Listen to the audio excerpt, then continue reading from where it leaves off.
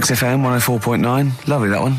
Now, again, I broke the rules in the week. I met up with Karl. I had lunch with him. And we were chatting and having a cup of tea.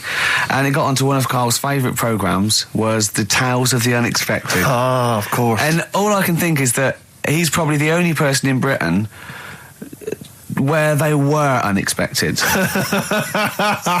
I mean, to him, when that twist came in, you go, gee, I can't... Yeah. Oh, God. Can't believe so it was the tree that did it. I mean, he was probably the only... And we were telling all these stories of horror, and he liked horror stories. And I told him this story. And I don't know if this will come across in the way, but I told him this story. It was a short. It was a horror short. This was a film you saw, was it? Yeah. And what it was, it started off, just there'd been a car crash. You see, it's a horrendous wreck. And you saw it from the point of view of the person in the car. And he was calling for his mate, and he was going, Dave... And he sort of looked over and saw a body without a head that had been thrown at. He goes, oh no, Dave.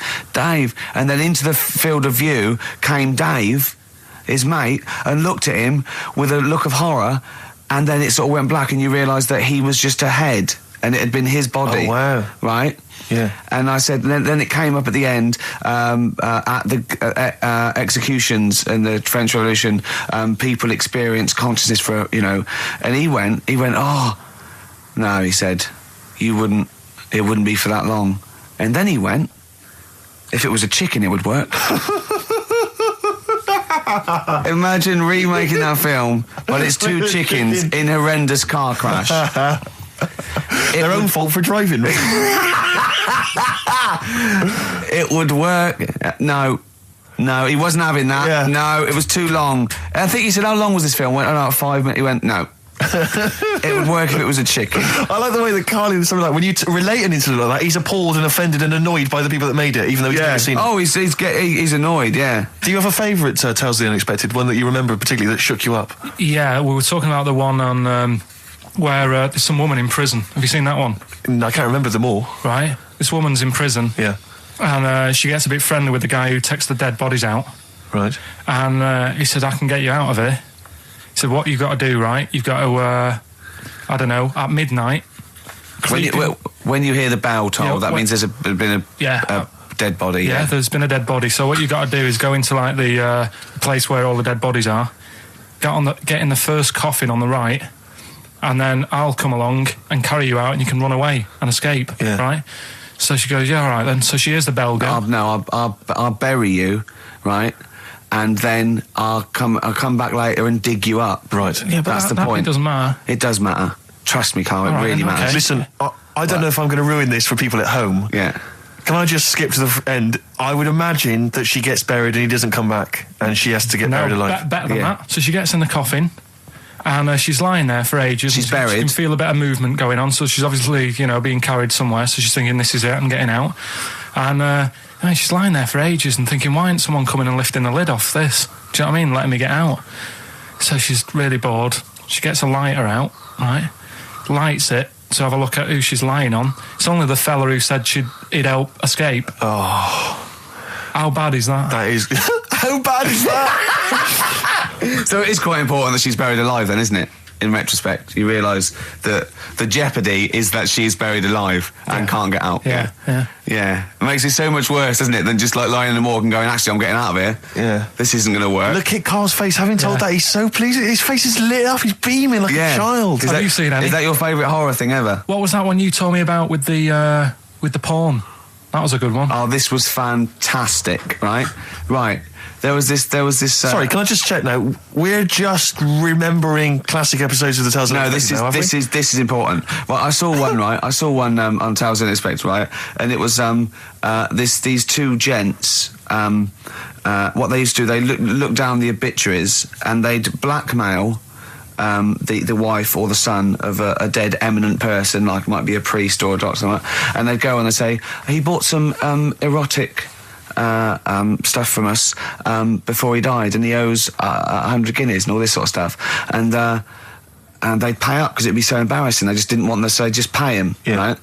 And this one bloke said, who are these people? I'll meet with them. And he goes round there, and he goes round, and they go, your father, he goes, my father could not have bought any erotic material from you. They did it, he goes, he couldn't have, he's blind. Right, and that was the twist. And Karl went, So it was magazines, not videos, then. Yeah. Now think about it, Steve. Is that so stupid? Well, presumably it was set in olden times because professional pornographers don't tend to call it, erotic material. Yeah. They tend to call it, juicy jugs or whatever. But more than that, I don't understand how a video is going to be any use to a blind person either. I know that you can hear the sound, Carl. Look at him nodding like he's caught me out. Yeah, what sound were you hear? Do. Your meter needs looking at? Yes. Cut. What's then? What's that? Then it's just noises, isn't occasional groans. Yeah. Right. You could listen through the wall at your neighbours. He does. I mean, that's why I save a lot of money. But I thought you were going to point out, Carl, that they could have had a Braille porno. Now, have you thought of that? Look, feel the lumps on that. Exactly. Think about it, Carl. Think about it. You're excited now. Yeah. Your girlfriend's away, Carl. Yeah, but she's great as only under the cupboard. No, she's a good-looking lady. Oh. What do you make of the first genetically modified baby? Oh. Are you worried about this? Do you know what did they do? What? Let me see what it says here. Isn't it just choosing the eye colour? Well, this is the concern, isn't it? That in the future you'll be able to decide whether it's a boy or a girl, how intelligent it is, what it looks like, is it handsome, is it ugly? Obviously, no one will choose an ugly baby, and so on and so on and so on. And so it means that where will it lead? Where will it end, Carl? Are you concerned? I've thought about this a lot. What will us three look like in the future if they're being, genetically modified, beautiful people? What will we be like? How will we be considered in society? True, yeah. But we've talked about this before, haven't we? About the cloning thing. Yeah, that's a bit weird. Yeah. But I don't think it matters because at the end of the day, right, you might look like some other kid, but it's the way you're brought up that will change your features and the way you are, your personality. If you lie, you get a long nose, don't you? Well, no, but listen, right, because I remember when we, I was growing up on this estate. This is going to be good. Go on. No, it's not. It's just an example of how this doesn't work. Go on. So we don't need to worry, sort of thing. Sure. Right? Okay. So I'm growing up on this estate, and there was this woman about 4 houses down, right, who's a bit rough. All right. Didn't fancy her. Oh God, no. Right, but she had a baby. Well, tell me about her first. I'm interested in this woman. Why was she? It was a very. So like a man in a dress. I mean, I didn't grow up in a posh house or anything. And I'm not saying that if you live in a bit of a rough house, you're a bad person. What does she look like? But anyone can tattoos, clean up. Look like Tony Green with a fag on. They didn't clean up much, right? Oh. Which, even if you've not got a lot of money, you can still try and make the place look nice. Yeah. Right. But she didn't, and a kid used to take a horse into the house. Sorry. Whoa, Neddy. What do you mean a kid used to take a horse into the house? Where did he get a horse? Must have nicked it from somewhere. Must have So you've seen a horse in it? No. What, is that from outside the saloon round the corner? Yeah, was it just tied up with a bit of lettuce? Right. And, that's great. Did Big Jake come looking for it? I'd been out. So let me get this. This was before the lynching stopped or after. Where did he get a horse from? What do you mean he must have nicked it? His mum said, "Where'd you get that from?" "I bought it." "All right then, but keep it out of the kitchen." I don't want you going Catlin rustling. Where did he get a horse from, Carl? And how long did he have it for? Was he leading it or riding it? Mum, open the door, I can't stop. I can't stop it. Open the patio door as well. Looks like we got us a runaway. What do you mean? I don't know, but the thing is they couldn't afford to buy one because they're not cheap. So I'm just guessing. Maybe that's wrong of me. But I think... He had a horse? Yeah, right. So that's why the family didn't have any money. They'd spend it on the horse. No, exactly. That's what I'm saying. I don't think they would have bought it. So anyway... Yeah, it's always to whisper, Carl, in case they're listening. Yeah. And they could be in the room next door. It's not buying it, it's keeping it as well. So I was like in the car with my dad coming into the avenue, and you used to have to drive down it to turn round and sort of go back to our house. You had the traditional method of transport. Yeah. And the horse was in the lounge. Reading a paper. Just like walking around. Oh God! What? And when I was doing, I tried to earn myself some money once by flogging little flowers in plastic cups. What? This is And I went- genius. It just keeps coming. What do you mean you're trying to flog little flowers? What do you mean? Wait. Let's play a record. Let's play a record and come back to this. Wait a Because minute, it's always wait a going to minute. just unravel and unravel. It's going to go on for hours. Let's It play a gets track, deeper Carl. and deeper. It's like come an on, Carl. onion, isn't it? We've created a whole world here where there's a man living with a horse. Just walking around the I lounge. mean, I come from the West Country. I've never heard anything like that. I just think of a big sort of like orange carpet and it's got a rediffusion telly and this horse going, I'm fed up in here. Exactly. This is really... I am not taking the rubbish out again. Yeah. Right, play a record. Let's have Velvet Underground. We've got that lined up. Oh, the God. classic from the first album, I'm Waiting for the Man. Let's come back to the horse in a second. Little flowers in pots. What do you mean?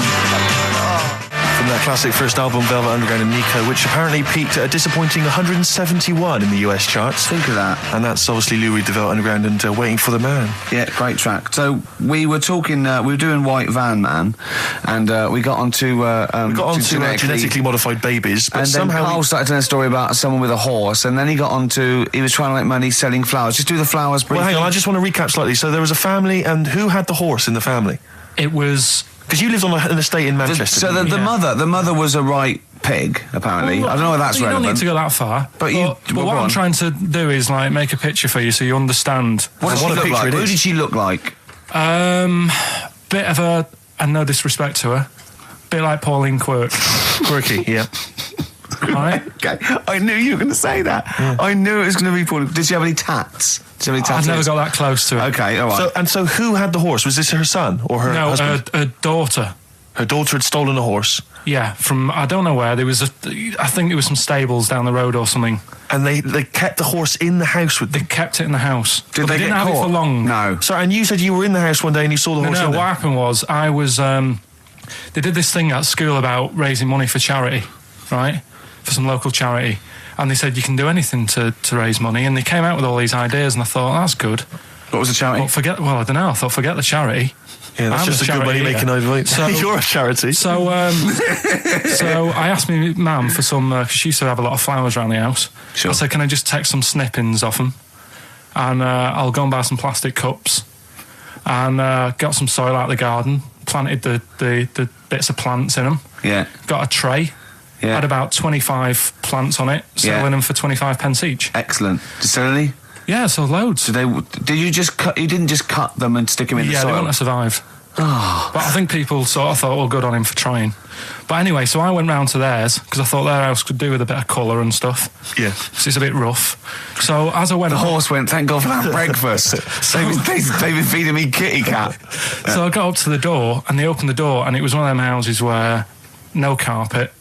Yeah, a horse in the living room. You know. We've all been there. And the horse was walking around the living room. Oh. I looked quite happy and everything because I always say that about animals. Black Beauty right? was on.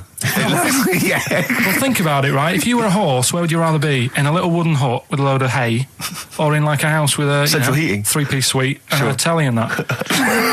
Telling you that. No, but I was saying this the other day, And an Atari. right? I was walking through London. the Commodore other day. 64, Yeah. rubbish. Exactly. Walking through London with Suzanne, right? Yeah. And you know, like homeless people always have dogs. And Yeah. she said, "Oh, I hope she looks after it." I said, "They've got that dog is happier than most dogs, Right. Because people always walk past and give it a pat on the head. Yeah. It's with its owner all the time. Yeah. It's out in the open. It's not locked up in a house. Yeah. It doesn't You know what I eat, mean? but other than that... No, it does eat though. They're always all right. So that's what I was saying. I think this horse was doing all right for itself. Do you know what I mean? Well, not many horses have got their own house. Exactly. For a start, yeah. Well, anyway, that's what by we were the talking by. about. Yeah. So anyway, this family. It was a bit. What were we talking about? It was about cloning. Genetically modified kids and all that stuff, yeah. Right. Now, what I'm saying is, you could say, right, Steve, you could have a baby, right? And Ricky could see it and say, God, I want one that looks like that. Yeah. Right? It could happen, Rick.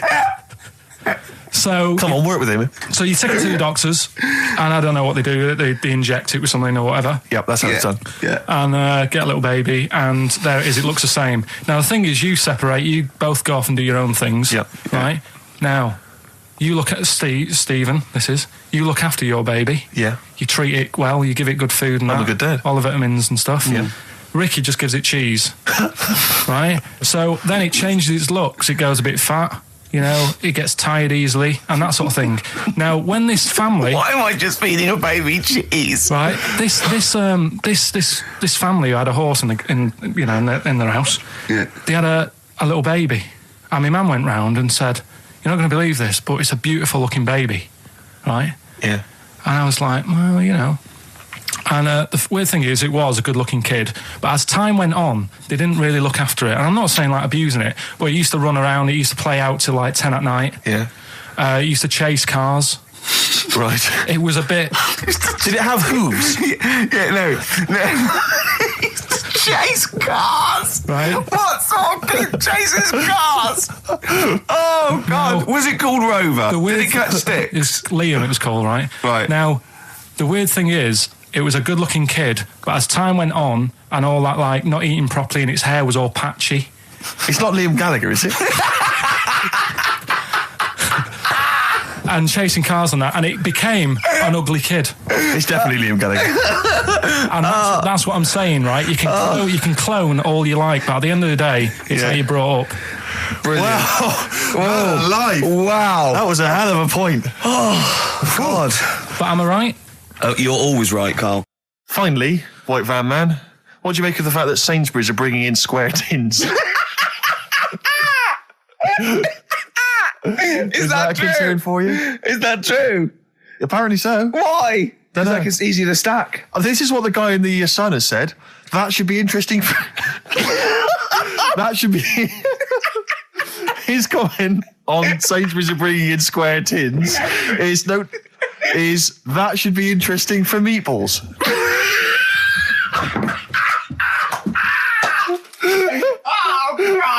Ricky's just collapsed on the floor. Let's just play a song, Karl. I don't think even you can top that. Cooper Temple Claws. Who needs enemies? Good question, lads. Nobody. This is XFM 104.9. I'm Ricky Gervais. Oh, they should print a little book of those. They're great. Oh, how you can relate any song or artist to anything else. Easy. Joyful. Easy. Well, yeah, so me and Karl went out for a beer, and it was great, wasn't it? Yeah, I enjoyed We myself. started Yeah, off, it's good. and you met my mate Robin, didn't you? Yeah. And some of the stories. Do you want to tell Steve some things about Robin that you've Robin, done? do you know him well? Yes. Well, do you know about his worm problem as a kid? Go on. Right. What I can remember is he had worms as a kid. Not sure how you get them. He never answered me. He was getting a bit touchy about it. Right. This is like the second time I met him. I think he was a bit annoyed that Ricky told me about his problem. What Yes. now? Straight away, you not being there, instinctively, what do you think went on with this story about worms? My suspicion is rather like when you told a group of people that Robin had once suckled milk from a cow's udder. Yeah. Did he mention that as well? Yeah. Yeah. My suspicion is that, like the cow story, the worm story is not true. But And why would he get so sort of uppity about it? Well, Because it's not true. Imagine if that wasn't the first time he'd done it. Imagine if he did that every single time he was with somebody for the first time and Robin was just met them. He will tell that story to anyone. But they do say there's no smoke without fire. Oh, Robin! I also told him that the way Robin cured these worms was because the doctor told his mother, right, to hold a piece of ham or cheese near Robin's anus so the worms would come out for the food, and he believed it. I'll tell you why, though. I said to Robin used to sit on spam to try and get the worms out, and he believed it. But Steve, right, do you remember that story about 3 or 4 years ago where there was some bloke in the army? He went away to somewhere, Vietnam or whatever. He was messing about in the woods. Messing about in the woods? Shouldn't he have been fighting? Whatever. Yeah. Right, and he walked through some lake, and I think he cut his toe or something on something, and some worm of some sort crawled in the gash. Yeah. And it was in his body, and the doctor said, we've got to get this out of your body. So what they did was, they said, right, the thinnest part or something of your body that things can crawl through is on the top of your head.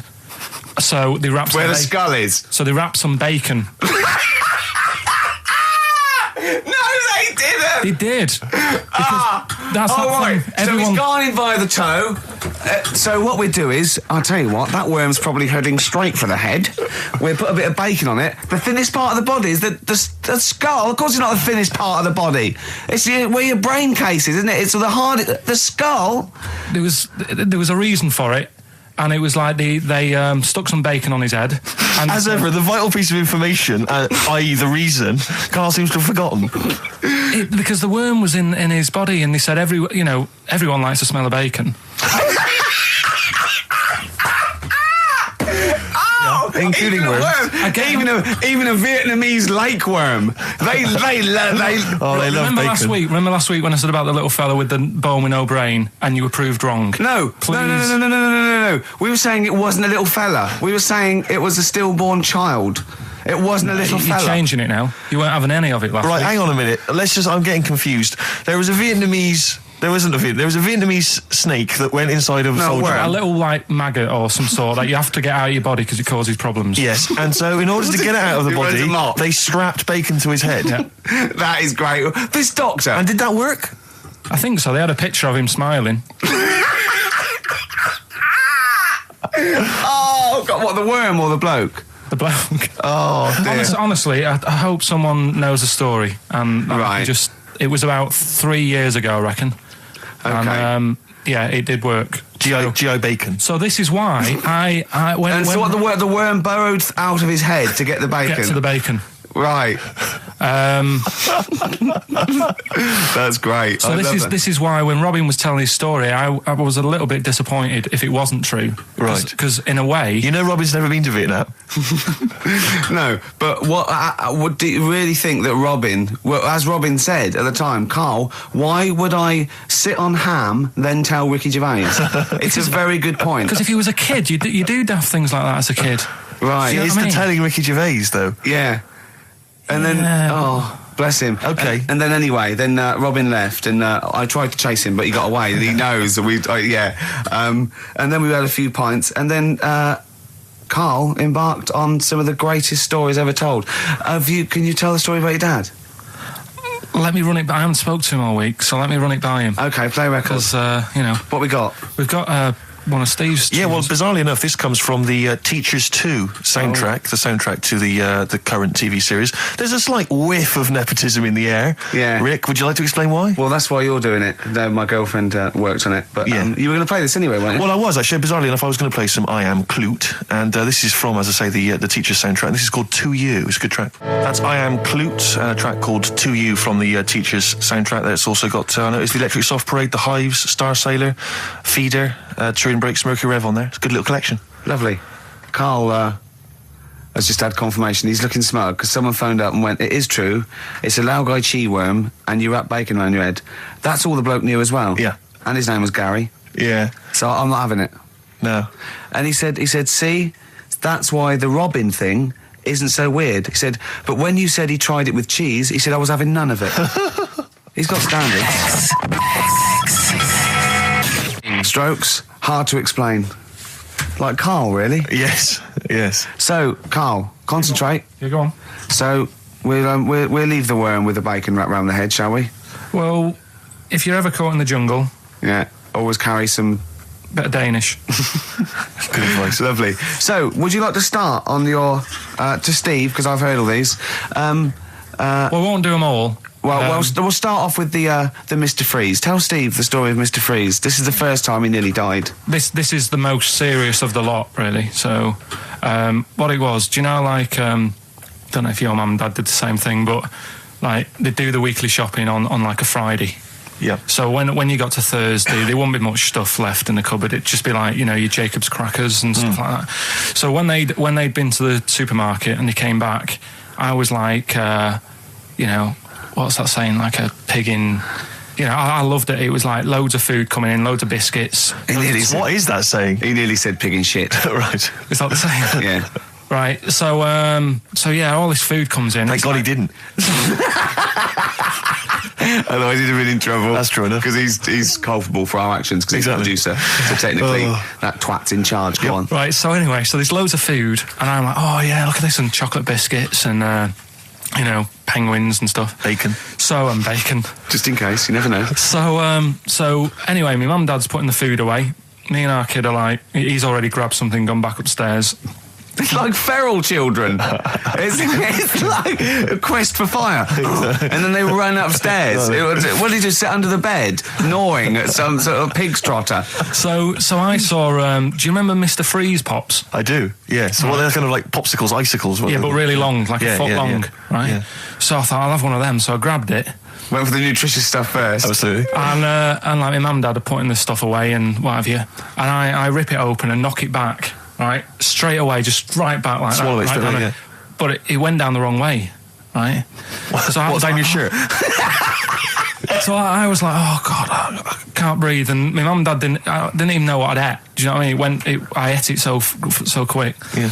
And I'm sort of tapping my mum on the back, going, and she's going, oh God, you know, he's choking again, because I was always choking. If it was one thing, I don't know if I've got like a small throat, but I mean, even Ricky knows I can't drink that much, can I? Yeah. Do you know, or eat pebbles. I'm not a quick drinker. I'd always, I think I'm scared of like swallowing stuff. Yeah. And it was like bottle tops and mint imperials and stuff. I was always choking on stuff. Oh, jeez. So anyway, she's going, oh God, what's he picked up on it now? Drop it. So- And she hit his nose with a stick. So I was going, I'm choking. At this point, my dad had I think he'd put his share away, you know, his food away, and he'd gone. His share. I love it. He'd gone to watch like Winner Takes All or whatever in a lounge, and I was in the kitchen, and I was starting to I didn't care anymore. Do you know what I mean? I just got to that point where I wasn't struggling anymore. You just thought, I'm done I just for. was like falling to the ground. And my mum's going, you know, get in here, I think it's serious. And my dad comes in and sort of starts shouting at me, saying that's what you get for being greedy. He didn't even know what I'd eaten. Well, it was the moment to teach you a lesson, certainly. So he's there like that, and my mum's going, oh, look at him. And my lips were going purple, and my eyes were rolling into the back of my head. You look like Marilyn Manson. And so anyway, she grabbed me from behind and did that fireman thing. The Heimlich manoeuvre. Yeah. And, you know, winded me. And it came up, and I was all right. What, the whole popsicle came flying back out? You see, that's what I don't understand. Because there was nothing there. No, just a little bit. No, it swells up, doesn't it? Because it irritated it. So it went down your sort of like your epiglottis. It went down the wrong way. Like it went into your air canal instead of your throat, and it sort of spasms, and that's the fear. You just got to calm it down and relax. So in time, I would have been all right. Yeah, anyway. you don't. Well, no, you might have. So that's so that's hang on. one. So, but No. But the weird thing is, like for 3 days after that, I felt like a sort of a special person. I went to school. I'm saying nothing. I did full days. a special needs person. Yeah. I went to school the next 3 days after that. I didn't wag it or anything. I did full days. I love that. 3 days, turn over a new leaf. Exactly. After 3 days, you thought, screw it. Yeah, did a quick history exam. Yeah. Right, next That was one. weird. That's popsicle. That's popsicle hell, we'll call that. Right, next one. Which one's the next one? Oh, what about your paper round? Right, the paper round one. Paper round, I'd still say it's the best job I've ever had. And he means it. No, I really enjoyed it. It's like, you know, you don't have to work with anyone else, right? So you make your own rules. Just think of that. You know, you sort of You're around. spreading information Well, yeah, to people, yeah, vital you're information. giving a service, and no one else is around. You know, you can just do what you want and think about stuff whilst you're cycling around on your bike. It's really good. Yeah. So anyway, Imagine the stuff he's thinking about when he's riding around his I bike. can't. Oh, so getting in the head of a salamander. So anyway, I loved it, and even though I only got 50p a day, right, no matter what the weather was like and stuff, I used to get up at 4:30 and go and do the round. And Why'd you get up at 4:30? because I wanted to watch the Pink Panther at 5:30, so I wanted to get me paper round done. I said, why didn't you watch Pink Panther? And then He went, I can't sit there thinking I've got my paper round to do. He'll ruin it for him. Yeah. So is it a good job or not? So 4:30, I was up and about, and this morning it was like winter, really bad winter, bad snow, you know, freezing cold, really windy and all that. And my mum said to me before I went to bed, she said, don't be getting up tomorrow, I'll give you the 50p. I said, it's not about the 50p. So, you know, people want the papers and stuff. So, Conscientious. so anyway, I went to bed thinking, you know, that's it. I've told her I'm still going, so, you know, whatever. Go to sleep, get up in the morning, and put all my kit on. And I used to have layers of clothing on because it was really cold. I had a big anorak on with the fur on. I had waterproof pants, and I got my paper round bag. And I went downstairs to get out and tried to open the door, and it was locked. I thought, oh, God. So she'd locked it so I couldn't go out. So I'm searching around the house looking for the keys. She must have hid them somewhere. I thought, oh, God, you know, I've got the papers to do. So I thought, how can I get out? So I went upstairs, climbed out of the bathroom window. God. Right, and to try and jump out of the bathroom window onto the porch. But the problem was, I had so much gear on, I was like the Michelin Man. So I could hardly move as it is. Yeah. And I try and get out the window, and I'm try to stretch down like that, get my foot on the porch, and my bag got caught on like the hook of, do you know like how you have a hook so you can put the window open? Right, yeah. The little arm goes on. My bag had got caught on that. I was holding onto the wall and my foot on the thing, so I couldn't sort of pull it away in case I pulled it away and then fell on my head. Yeah. So I'm stuck there. Dangling. My dad comes back from working nights. Yeah. He thinks I'm a burglar. Gets out his gun. So he's shouting and stuff, going mad and going, Dad, it's me. And he had to give us a hand using a... He's heard that wily trick in Manchester before. He had to help me using a washing prop thing, a big stick. What did he do? Well, he said, just hold on for your dear life and I'll sort of push the paper bag off the hook. Why didn't he go upstairs and sort it out? It was at that point where I was in the middle. There was nothing you could do. Do you know what I mean? It's at that point where you've just got to make a decision. Yeah. And by the time you go upstairs, who knows what might have happened? Sure. Do you know what I mean? You've got to act there and then, don't messing around. Yeah. So And you could hear downstairs, now here he is, the Pink Panther. Yeah. Dad! Hurry up. Pink Panther. Ever so pink.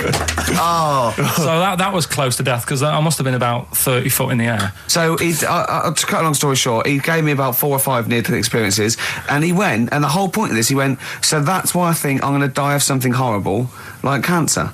And I went, why? He went, right, you ready for this? Yeah. He said, well, I don't check my balls. Wait. He said, I don't like the feel. Carl, always check your balls. Do you I check don't like the yours? feel. Why don't you like the feel of your own balls? They just... I mean, you know that I don't like bodies anyway. Right. Do you know what I mean? It worries me a bit that you've got all that going on in your body, right? And your skin's keeping it all in place. Stop. We're going down a whole other avenue of discussion. Let's play a track, let's come back to it. And now it's Karl's bit. It's the re-education of Karl. He's like Liza Doolittle. And now he's coming to, or Lawnmower Man, if you've seen that film. More like Lawnmower Man, if you've seen the film. You know what I mean. And his homework was to just study quotes, really, on happiness and stuff and general well-being. He's not a big happiness quote fan, are you, Karl? Not really. So what have you done? You've come up with something, haven't you? Right, yeah, I told you, right? Because a lot of these are just things you say every day. They're nothing special. So what I'm doing... Well, you say them every day. Well, the sort of things you come out with and you don't even think about it, do you know what I mean? Yeah. They're on the TV all the time. People on the radio are saying these sort of little quotes. Sure. And what I've done is, remember that programme on Channel 4, Faking It? Yeah. Where they got some, like, posh kid to be on a door and all that. What I've done, I've... Imagine if that was the pitch for the show. Dear Channel 4, you're just going to get a posh kid on a door or something? Yeah, Yours come sincerely, in, Karl. come in. Yeah. TV producer. Yeah, go on. So, what I've done, this little book of quotes, happiness quotes, I've picked 2 that are real. Okay. And I've made one up. Right? And we've got a guess. And you've got to guess. Okay, then, it is. go on. Well, I'll tell you what, Rick, why don't we, when we've heard them, we won't confer. No. You'll write down yours, Yeah. A, B or C, and I'll Yeah. write down mine and we'll Sure. see how it Okay, works. Karl, off you go. Right, and just because I'm looking at this book, it doesn't mean I'm actually reading. No, I know. Don't no, worry, I know. we're clever. No, we know, we can't see yet. Like, Yeah. call my bluff. Yeah, go on then. Nothing is worth more than this day. Okay. Yeah, Yeah? All right. yeah. The way I see it,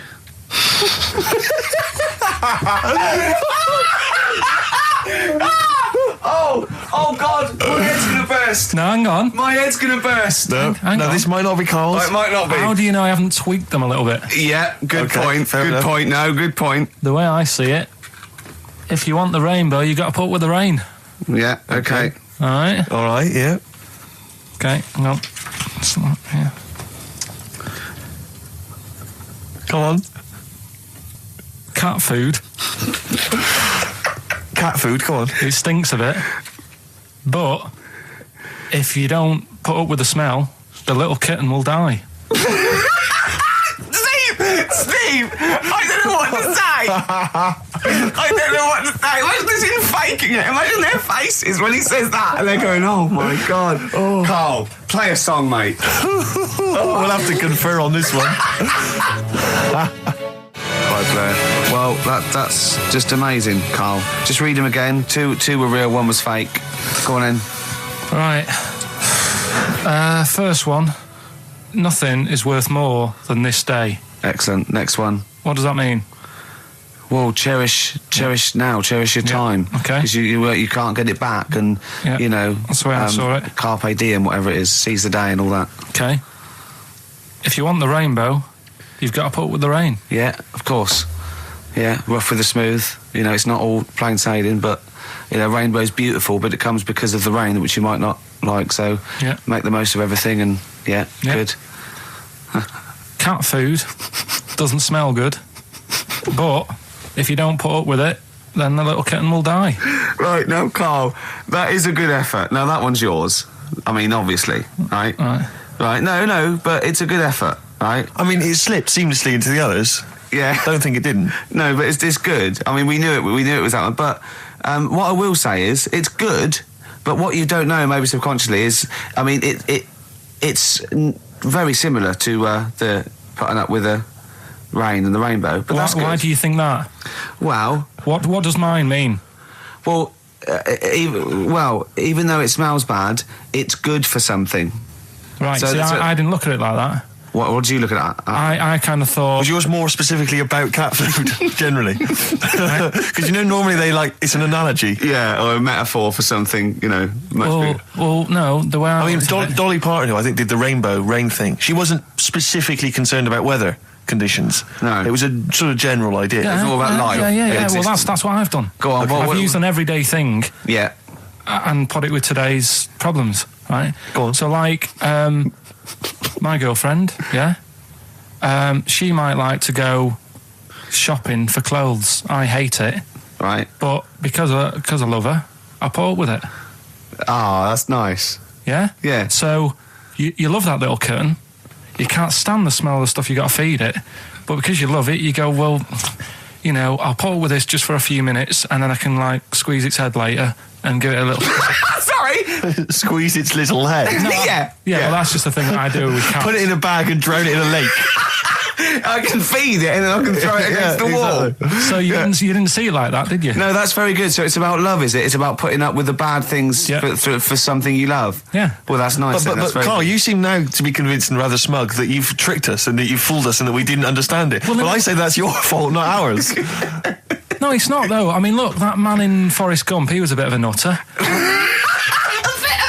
And he came up with the life as a box of chocolates thing. Yeah. Now, if that was in this book, you say, oh, yeah, brilliant, you know, good bit of work. But if he was sat here doing the show with you, you'd be taking the mickey out of him. Sometimes I feel he is. No, but Karl, I could. In fact, if people are out there, we're too lazy. Could you write down everything Karl's ever said? Because I think we could publish that. Yeah. He said one today. He saw my salamander. It's not a euphemism. He saw my salamander, and it's just sitting there in the tank. Your exotic pet. Yeah, and he's worried about there not being a lid on. And he said, I went, what are we worried about? He said, wow. He said it sits there for 24 hours a day, obviously planning to get out. Well, it's got nothing else on its mind, and it's the daft thing is, he has actually got the lid ripped up a little bit. And he'll be looking up there, and it's going to get out. But what's the worst that could happen? What's it thinking? What do you think it's thinking, this salamander? It's got its eye on the DVD player. I can have Ian be down the market. Class. Rock the Casbah. I love the fact you had at least 3 minutes to get that right. I know. Prepare and get that right. I know, but my mouth was full of Maryland cookies. Yeah. You know, last week, this would blow your mind. He came in, do you know what he'd bought for himself? About 10 penguins. Who buys penguins still? I know. Or wagon wheels. Oh, I've never liked wagon wheels. You've not been a fan? No, but I was sorry about that. It's The Clash and Rock the Casbah. Talking about records, have I told you that time my brother-in-law, he was moving out of his place, and I think moving in with my sister, and I was about, like, I don't know, 13, and so he was about 30, and I moved in, and he brought round all his records when he was storage to leave them at our house, right? And he had all these old sort of records, 50s and 60s records, no harvest, right? And they put them upstairs, and I was looking through them, and it's just all like Elvis stuff and Beatles stuff. And there was a mate of mine who loved Elvis, okay, and he had loads of chemicals. Yeah, he had loads of chemicals, and I was into chemistry, and he said, "Let's swap me some chemicals for them." So I sort of nicked about 5 Elvis singles, and I got all these chemicals, and then the guilt just hit me. I just thought, well, he's going to notice that, and I just And one night, I just came downstairs and I confessed to my mum, and she went, "All right, well, I won't tell him, but you've got to be good." And it's sort of like I was just really, really good for a year. And then I remember when I was about 18, my brother was talking about it, and he said, "Did you ever play those records I left for you?" Brilliant. He told my mum, he said, "These are for Ricky." She just didn't tell me. She was sharp, wasn't she? She used opportunism there. Oh, that's genius. And that was it. That's why I was good. But you've never stolen anything since, have you? No, I don't. Except that spate of shoplifting after that to teach your mum a lesson. yeah. Well, I went round and arson. No, I did. I just couldn't believe it. It was terrible. I remember. I think all kids go through a phase of shoplifting. Well, and when I was going through it, I used to just little things, just like magic markers and magazines, Mars bars, that sort of thing. Yeah. And one day, right, my mate Anthony, his mum called up my mum and said, I've got to meet up with you. I've got to have a word with you. And she said, "What about?" She said, "I don't want to talk about it over the phone." So she goes, "Oh, right. Well, yeah, come round tonight then." So anyway, my mum sees me. She don't want to be in an awkward position and, like, be a bit embarrassed and what have you. So she sees me and she goes, "Right, Anthony's mum's coming round. What have you been doing?" yeah. So I go, "Oh, God." I said, I've been nicking stuff. So she goes, "Like what?" So, not big stuff. I've had a few calculators and Mars bars and stuff. How many? I'll just work it out. Hold on. Works out at 7.2 per day. So, how many calculators do you need? So it was when that phase. You failed maths, didn't you? Everyone wanted a calculator. It was like a trendy thing, wasn't it? Right. Oh yeah, in Manchester a couple of years ago. Yeah. So anyway, so I told her all this and I confessed to, like, Computers will make it there one day. I confessed to There's magic in the back of battery. Go on. confessed to nicking all this stuff. She comes round. She only wanted to borrow some money. Brilliant. She said, "Oh, I don't like asking. I was a bit embarrassed to ask you over the phone, but can I borrow 20 quid?" Oh, that's fantastic. And there's me. That's great. And it's similar sort of thing to yours. And did you? And he went, "Hold on, Mum, let's just work out the interest on that. I bank 10%. She'll owe you £4.40. Yeah. Oh, dear. So your mum was a loan shark. yeah. And did she mention? She that went, you did nicking stuff with that other? Because what I'm saying is, presumably you got your mate in trouble. No. Right, you didn't. That's great. Anyway, should we have some more music? Because we've been waiting for hours. What are you going to play, Carl? We've got the Cooper Temple Clause Oh, lined up. brilliant. His homework was to come up with those stupid lateral thinking problems. We maybe should give an example of the. sort of genre. Romeo and Juliet, right? Romeo's asleep on the bed, Juliet's on the floor, covered in water and broken glass. What happened? And you ask all these stupid questions, and it's Romeo's a cat and Juliet's a goldfish. Again, Awful. What am I thinking? Yeah. Yeah, come on then, Karl. Right. Yeah. There's a bloke lying on the floor, right? He's cut his head, blood's coming out of his head, and all his mates come running up, and they're all stood round him. Yeah. And they don't take their hats off as a mark of respect. That is outrageous. Why didn't they take their hats off?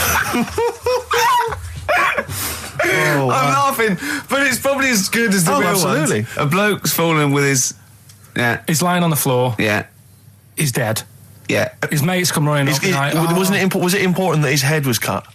I don't know. I mean, Would it have been okay if he'd have been wearing a hat? He wouldn't have been dead if he was wearing a hat. What's your answer? No, you're meant to answer questions. You don't just go, "What's your answer?" You say, "Where's the turn?" So you go, "No," and I have to guess. It's obviously like sort of a motorcycle stunt team or a parachute. Why didn't they take their hats off? Because they're probably still on the motorbikes or something. Or Well, yeah, but if you mark a respect to someone, you could take your helmet off. getting angry. What? They're parachutists. Why couldn't they take their helmets off? Because they're coming down from the sky. But he's on the floor dead. Well, But they can look down and see him on the floor. Are they on the floor, Karl? They're on the floor as They're well. walking, are they?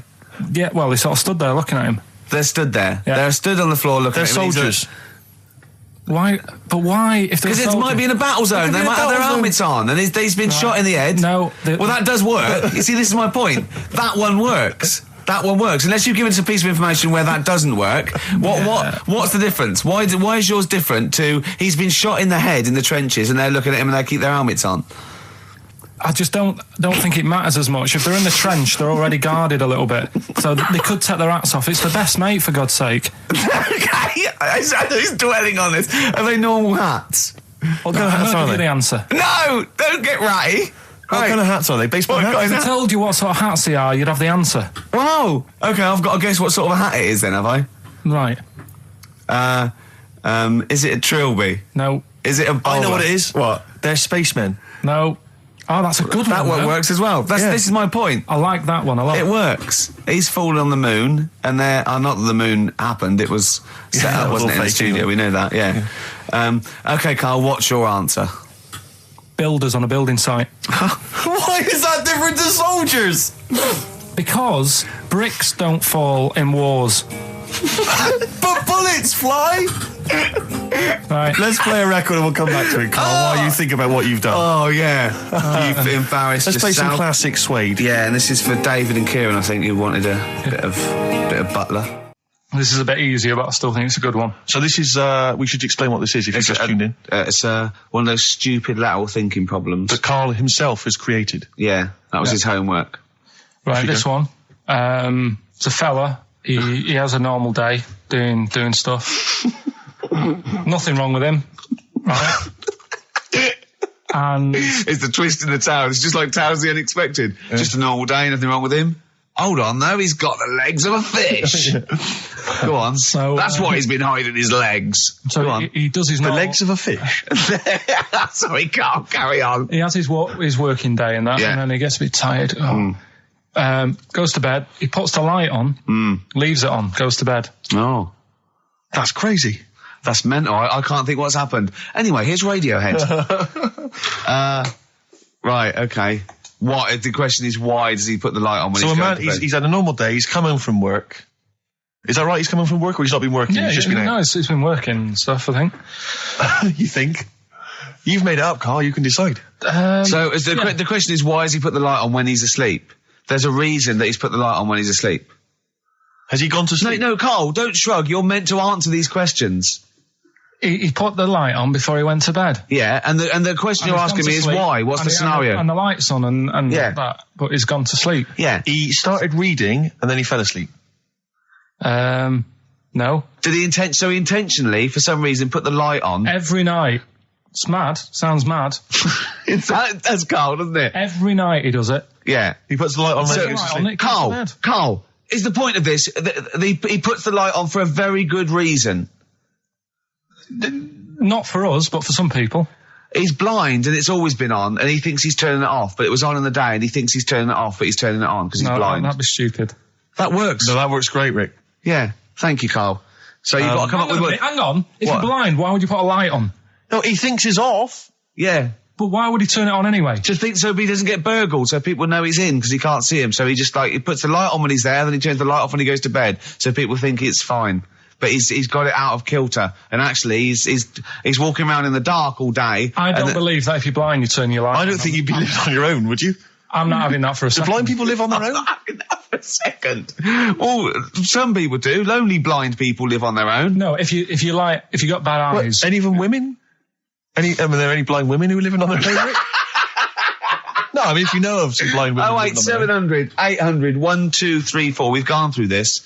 If you are a blind woman with no standards and you don't care annoying voices and smell, Yeah. then get in touch with you.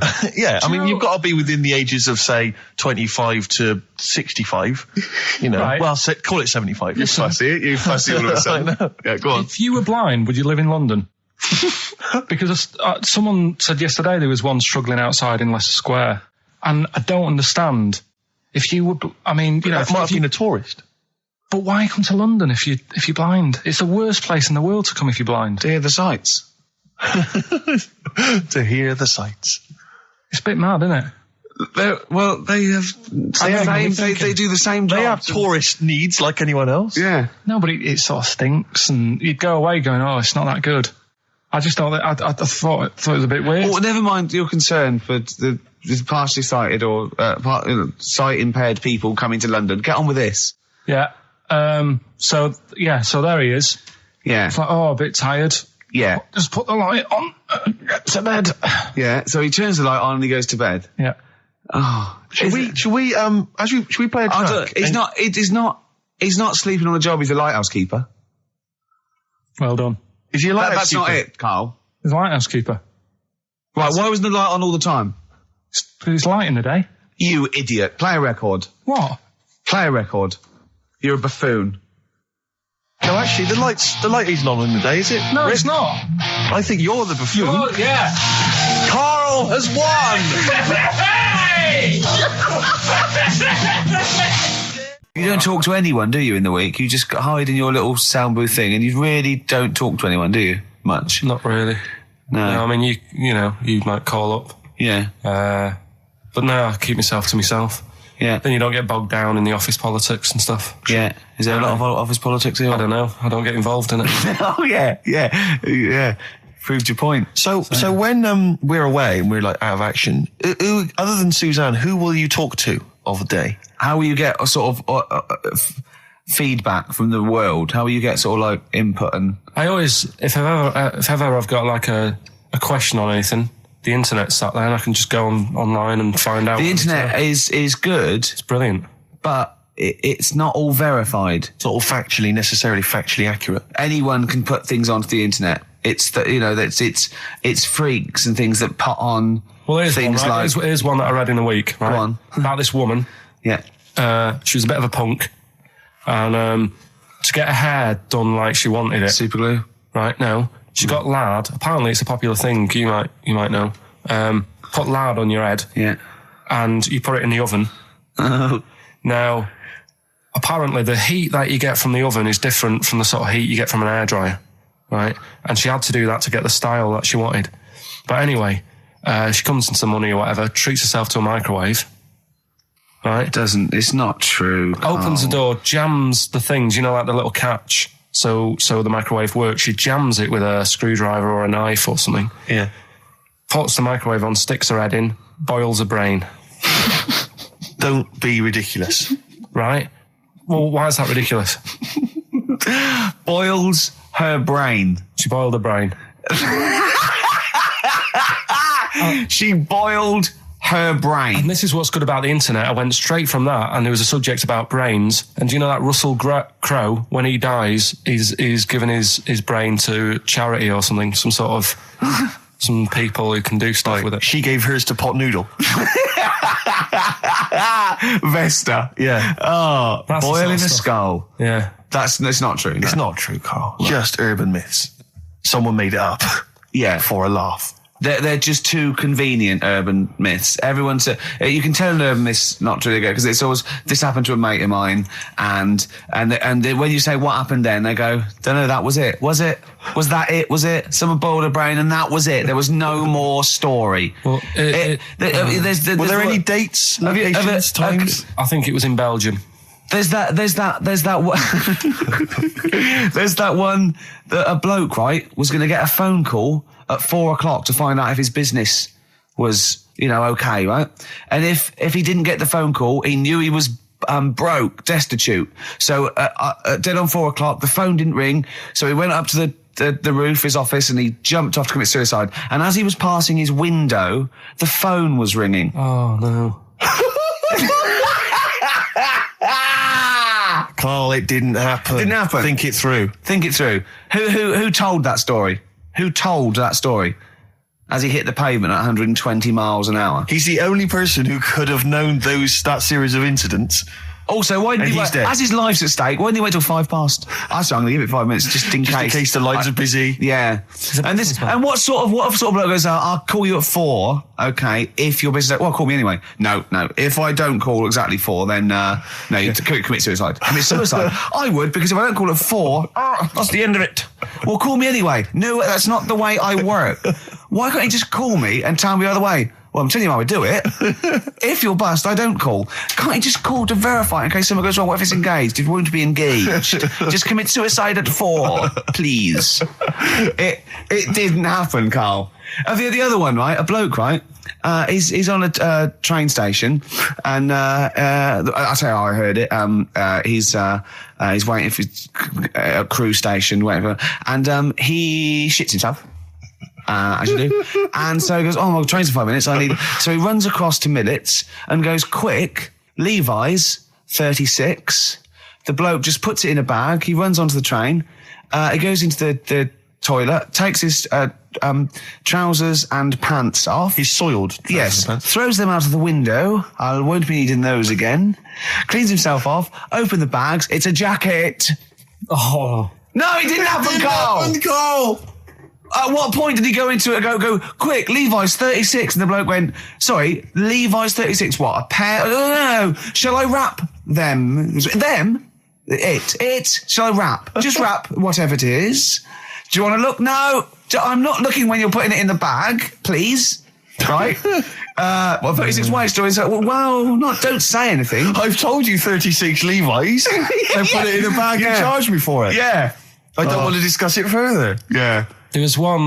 There we go. There was one about a woman whose husband died and she had him cremated. Yeah. And made like a little egg timer out of him. And she said, I did that so it can still help around the kitchen. Well, that might be true. That might be a joke. That's quite sweet. That might be true. It's a true story, again. It was all... No, not again, because the ones I just told weren't. Nor is the boiling the brains in a bag curry microwave. Head story, true. Yeah. That's all. That's nearly it, Carl. Right, what's your last room 101? Oh, God. It was holidays. Holidays. Well, You want to put holidays in room 101? people who are sort of annoying on holiday. Oh, yeah. Do you know when you go away? Oh, yeah. We've sort of touched on this before. Is this going to be the Scouse guy? Yeah. Go on. Oh, it's so long now. I mean, it was a holiday when we went to Tunisia. And the Scouser pissed you off. Surprise, surprise. Yeah. Yeah. But the annoying thing was, when you go on it was a cheap holiday, and like the lesson here is, if you want a good holiday, you got to like spend some money. Yeah. And we didn't on this one. We spent about, I don't know, 400 quid for two of us for like a month or something ridiculous. And we got there and, you get to the hotel and you go, we have made a mistake. It's a ropey hotel.